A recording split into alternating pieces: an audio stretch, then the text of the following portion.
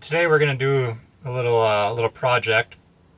I apologize, the flies are really bad here because idiots are throwing their biodegradable scraps out into the woods behind me, like eggshells and everything else, and it's just drawing flies, and my dog's trying to eat them. Don't do that. Don't just take your shit out with you. God, this is it's a nice spot, but there's 100 flies. I don't even know if I can stay here. It's that bad. Anyway, I'm going to be putting this right here, and then it's going to flip up. I'll probably have to move this guy here, but this door also flips up. I don't know what I'm saying. This door here doesn't stay shut.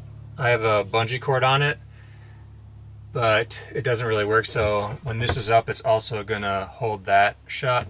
So this is gonna be my workspace for my computer and such, and then also add more counter space if I need it when I'm cooking. So I got this board. It's not, not very pretty, but it was in the scrap section at Home Depot. I had them cut it. It was like $5. So it'll work out. And yeah, let's fucking do it.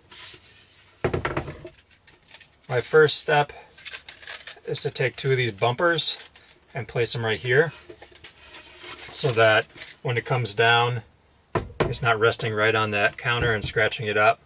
So I'm putting these on first so that I know what height to mount this other side.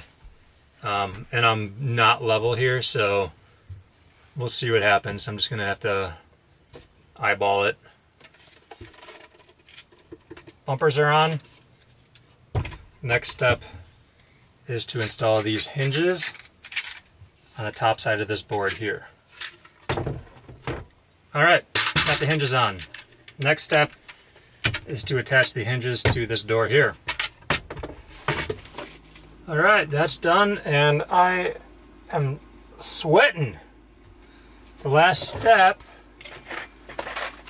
is to install this little clasp thingy up top here to keep it up and to keep this top piece closed.